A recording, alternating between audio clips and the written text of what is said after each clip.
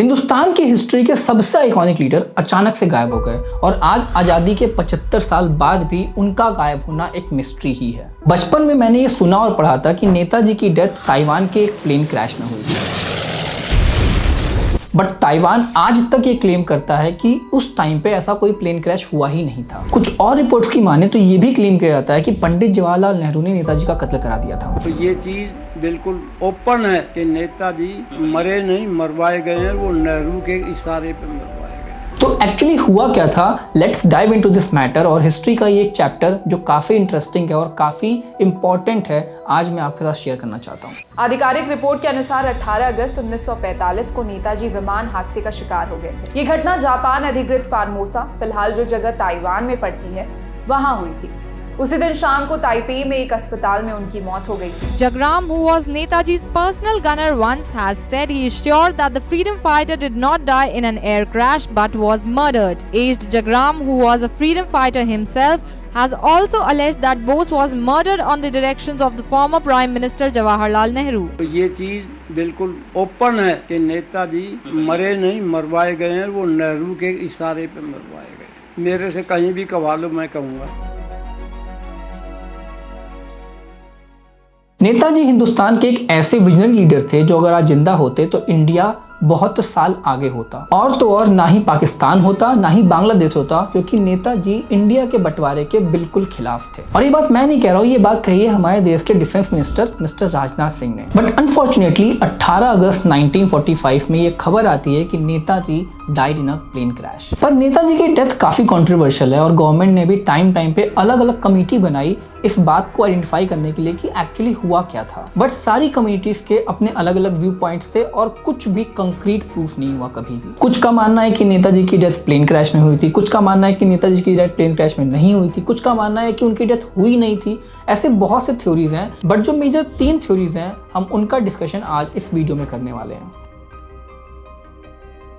Second world war खत्म होने वाला था, जिसमें जर्मनी जो कि एक्सिस पावर थी उसने ऑलरेडी सरेंडर कर दिया था। Lieutenant General von Daniel, commander of the 376th Infantry Division, surrenders with what's left of his force. Japan के हिरोशिमा और नागासाकी पे अमेरिका ने 9 अगस्त 1945 को एटॉमिक बम गिरा दिया। उसके बाद जापान ने भी अपने हाथ खींच लिए और जो मदद इंडिया की वो करते थे उन्होंने सब बंद कर दिया, बिकॉज उनके लिए पॉसिबल नहीं रहा था मदद करना किसी की भी। अब नेताजी न्यू अलायंस बिल्ड करने के लिए मॉस्को जाना चाहते थे, जिसके लिए उन्होंने वियतनाम से फ्लाइट लेने का डिसाइड किया। बट अनफॉर्चुनेटली यहाँ एक खबर आती है कि रास्ते में ताइवान के आसपास नेताजी का प्लेन क्रैश कर गया और उनकी डेथ हो गई। बट स्टिल बहुत लोगों का मानना था कि नेताजी की डेथ प्लेन क्रैश में नहीं हुई है। दैट्स वाई गवर्नमेंट ने कई कमिटीज बनाई और उनमें से कमेटी थी शाह नवाज, जो 1956 में बनाई गई थी। इस कमेटी का एक ऑब्जेक्टिव था कि नेताजी का जो प्लेन क्रैश हुआ था उसको वेरीफाई करना, उसकी डिटेल्स वेरीफाई करना। शाह नवाज कमेटी ने अप्रैल टू जुलाई 1956 बहुत सारे विटनेसेस का इंटरव्यू लिया, जिसमें कई कंट्रीज के लोग शामिल थे, लाइक इंडिया, थाईलैंड और जापान। बट सरप्राइजिंगली वियतनाम के एक भी विटनेस का इंटरव्यू नहीं लिया गया। इसके बाद गवर्नमेंट ने 2 कमेटी और बनाई, खोसला कमेटी जो कि 1917 बनी थी एंड मुखर्जी कमेटी जो कि 1999 में बनी थी। बट इन तीनों कमेटीज ने कोई भी सेटिस्फैक्टरी रिजल्ट निकाल के नहीं दिया। फिर एक रिपोर्ट निकल के आती है बाय सौरभ दांगर, जो कि नेशनल ताइवान यूनिवर्सिटी के एक स्टूडेंट हैं। उन्होंने चाइनीज में एक रिपोर्ट पब्लिश की थी और आपको वो रिपोर्ट स्क्रीन पे दिख रही होगी। अगर आपको इसका हिंदी ट्रांसलेशन समझना है तो इस रिपोर्ट में क्लियरली लिखा है कि नेताजी की मौत ताइवान में हुई थी या फिर प्लेन क्रैश में हुई थी, इस बात का कोई पुख्ता सबूत नहीं है। और उसके बाद इनफैक्ट 2005 में ताइवान गवर्नमेंट ने खुद ये बात कंफर्म की कि 1945 में ताइवान के अंदर कोई भी प्लेन क्रैश नहीं हुए थे। अब अगर आप ताइवान वाली थ्योरी पे विश्वास करते हो तो अब जो मैं आपको बताने जा रहा हूं उसको सुन के आपके होश उड़ जाएंगे। एक रिपोर्ट के अकॉर्डिंग प्लेन क्रैश से जो बॉडी रिकवर हुई थी वो नेताजी की नहीं थी, वो एक जापानीज सोल्जर की बॉडी थी और इस सोल्जर का नाम था इचिरो ओकुरा। और इसी रिपोर्ट के अकॉर्डिंग ये बताया गया कि नेताजी की डेथ को प्लान किया गया था ताकि उनको दुनिया से बचा के रखा जाए। प्लेन क्रैश से जो एशेज मिले थे, जिसको बताया जाता है कि वो नेताजी के थे, वो आज भी जापान के रेनकोजी टेम्पल के अंदर रखे हुए हैं। बट उसकी डीएनए जांच आज तक कभी नहीं हुई। इनफैक्ट डीएनए टेस्ट की मांग गवर्नमेंट से बहुत बार की गई है और गवर्नमेंट ने हर बार इस मांग को रिजेक्ट कर दिया है। नेताजी की बेटी अंकिता बोस जी ने भी ये बात कही है, ये बात रिक्वेस्ट करी है कि प्लीज जल्दी से जल्दी इन एशेस के डीएनए टेस्ट कराओ ताकि जो ये प्लेन क्रैश वाली थ्योरी है कम से कम इसका कंफ्यूजन तो दूर हो। अब अगर नेताजी की डेथ प्लेन क्रैश में नहीं हुई तो आखिर वो गए कहां? यहां से निकल के आती है थ्योरी नंबर 2। नरेंद्रनाथ सिंडकार एक राइटर और जर्नलिस्ट हैं। उनके अकॉर्डिंग नेताजी के प्लेन क्रैश के इवेंट के 23 साल बाद निखिल चट्टोपाध्याय, जो कि वीरेंद्रनाथ चट्टोपाध्याय के बेटे हैं, वो और उनकी वाइफ नेताजी से साइबेरियन सिटी में मिले थे। इसी बात को सपोर्ट करते हैं सुब्रमण्यम स्वामी जी, जो कि राज्यसभा के मेंबर भी रह चुके हैं। वो क्लेम करते हैं कि नेताजी ने अपनी डेथ को फेक किया था और वो रशिया के पास गए थे मदद लेने के लिए। बट रशिया के कम्युनिस्ट लीडर स्टालिन ने उनको पकड़ लिया, क्योंकि नेताजी बहुत ज्यादा हिटलर को सपोर्ट करते थे। उन्होंने काफी मदद भी की थी हिटलर की वर्ल्ड वॉर 2 में। एंड अराउंड 1953 नेताजी को साइबेरिया की जेल में डाल दिया गया, वहां उनको टॉर्चर किया गया, then he was murdered there. Mister Subramanian Swamy तो ये तक कहते हैं कि नेताजी के हालात के बारे में, नेताजी की कंडीशन के बारे में पंडित जवाहरलाल नेहरू को सब कुछ पता था और उनका बहुत बड़ा हाथ था नेताजी की डेथ में। और इसी थ्योरी को सपोर्ट करते हैं जनरल जीडी बख्शी भी।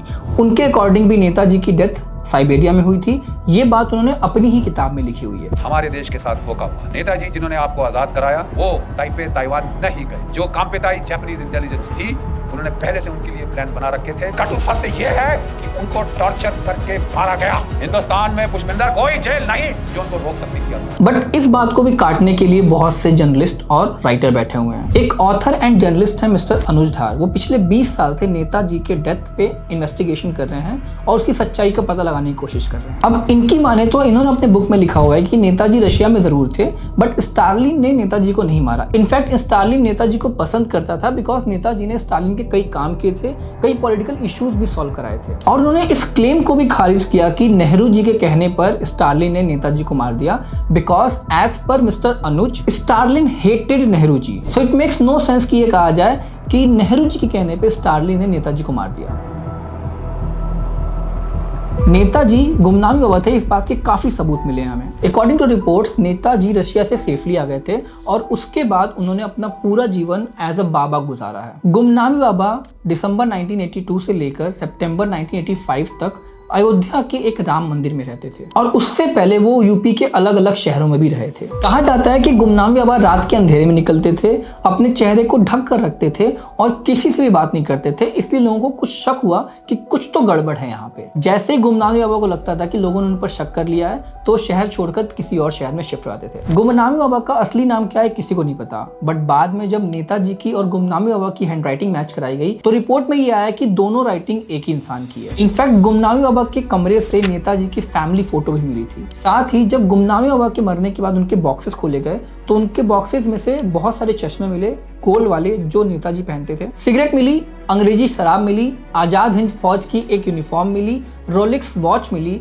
जर्मन बुक और एक इंग्लिश बुक, उसके साथ कुछ newspapers. Old photographs of Netaji Subhash Chandra Bose's family were found among the belongings of Faizabad's Gumnami Baba, who many believe was Netaji living incognito. The photographs were in a box belonging to Baba and were retrieved from the Faizabad district treasury in Uttar Pradesh, where they had been stored all these years. Among the photos is a family portrait and one of Netaji's parents, Janki Nath Bose and Prabhavati Bose. He further said throughout this hunting process, they have also got the golden framed spectacles of Netaji, which they were searching from a long time. कई witnesses का ये भी कहना है कि गुमनामी बाबा की English और German काफी अच्छी थी और जिन लोगों ने भी उससे बात की है वो यही दावा करते हैं कि गुमनामी बाबा ही नेताजी थे। अब एक बाबा के पास इतनी सारी चीजें क्या कर रही थी और वो भी रिलेटेड टू नेताजी, बट ये राज गुमनामी बाबा के साथ ही चला गया। बट यहाँ से एक क्वेश्चन निकल के आता है कि अगर नेताजी जिंदा थे तो बाहर निकल के क्यों नहीं आए कभी। अब अगर रिपोर्ट्स की माने जाए तो बहुत सी बातें हो रखी हैं, बट मैं आपकी राय जानना चाहता हूं कि आपको क्या लगता है ऐसा क्यों हुआ होगा। Let me know in the comment box. साल 2015 में मोदी गवर्नमेंट 100 ऐसी रिसर्च पब्लिक करती है जिससे नेताजी के डेथ के बारे में काफी कुछ नया सामने आता है। नेताजी की अनदेखी तस्वीर, आजाद हिंद फौज का अनसुना इतिहास, आजाद हिंद फौज का खजाना, सब कुछ इन फाइलों से बाहर आ गया। खास बात यह है कि नेताजी से जुड़ा रहस्य का ये खजाना उनकी 119वीं जयंती पर सामने आया। उसमें कुछ इंटेलिजेंस ब्यूरो की रिपोर्ट भी थी जिसमें साफ साफ ये मेंशन किया गया था कि नेताजी की फैमिली पर 20 साल तक फ्रॉम 1948 टू 1968 जासूसी की गई थी, उनकी फैमिली की सर्वेलेंस की गई थी। एंड उस टाइम पर पीएम थे पंडित जवाहरलाल नेहरू। आईबी उस टाइम पे सिर्फ डायरेक्टली पीएम को रिपोर्ट करती थी। दैट मीन्स कि जो भी जासूसी, जो भी सर्वेलेंस रखा गया था उसमें कहीं ना कहीं पंडित जवाहरलाल नेहरू का हाथ था। For nearly 2 decades, The Intelligence Bureau tailed family of Subhash Chandra Bose. Newly declassified papers show unprecedented surveillance on Netaji's wife and other close family members. The Intelligence Bureau intercepted their letters, shadowed them on domestic and foreign travels. India Today has also accessed Nehru's letter to the then Foreign Secretary, showing keen interest in movement of Netaji's family in Tokyo. अब इस report की बात को माने तो government को भी कहीं ना कहीं ये पता था कि नेताजी की प्लेन क्रैश वाली जो थ्योरी है